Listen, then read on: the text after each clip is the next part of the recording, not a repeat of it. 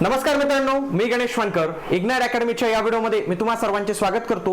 MPSC कडून गट क 2025 ची जाहिरात आलेली होती. त्याचा निकाल पेंडिंग आहे, परंतु त्या निकालाच्या आधीच त्यांनी काय करता आता काही पदांच्या संदर्भात त्यांनी शुद्धीपत्रक जे आहेत तर ते जाहीर केलेले आणि ही आपल्यासाठी एक आनंदाची बातमी. याचा एक कट ऑफ वर जो आहे तर तो थोडा परिणाम पण होऊ शकतो.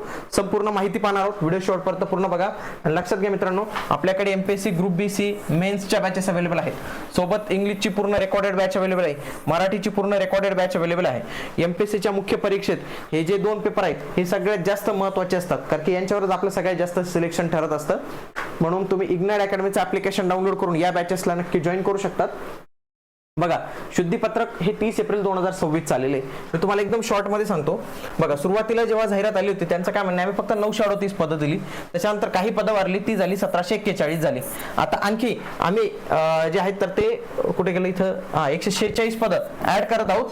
सोबत 3 बेलिफ लिपिकची पदं त्यांनी काढून टाकलेली आहेत, रिमूव्ह केलेली आहेत. हे लक्षात घ्या, काय केलेली, रिमूव्ह करून टाकलेली आहे आणि ती काढून टाकलेली आहे. आता त्यांनी जे आहे बघा, लिपिक संवर्गासाठी आता 146 जागांमध्ये गृह विभाग म्हणजे परिवहन विभागाच्या जागा आलेल्या आहेत. बघा, परिवहन आयुक्त महाराष्ट्र राज्य मुंबई इथं 72 पदे आलेले आहेत. प्रादेशिक परिवहन अधिकारी ठाणे विभाग 12 पदं आलेली आहेत.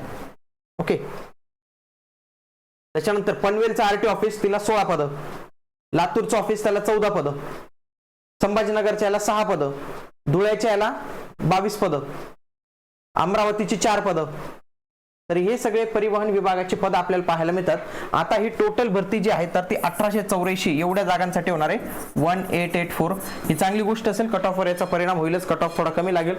सोबत याच्या माध्यमातून असं पण कळतं बरं का आपल्याला की इथं आरटी ऑफिसच्या वॅकन्सीज त्यांनी दिलेल्या आहेत लिपिकच्या. म्हणजेच काय की आपल्याला ही जी 26 ची जाहिरात येणार आहे ना, त्याच्यामध्ये हे आरटीओ एएमव्ही नावाचं पद हे दिसणारच आहे, कारण की ऑलरेडी त्यांनी लिपिकची भरती संदर्भातली प्रक्रिया सुरू केलेली आहे. आता राहिला आरटीओ एएमव्ही, हे पण ते जे आहे तर ते लवकर करतील.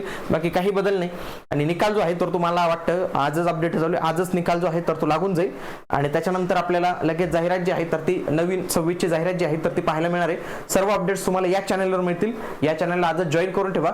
भेटूया पुढील व्हिडिओमध्ये. तोपर्यंत जय हिंद, जय महाराष्ट्र, धन्यवाद.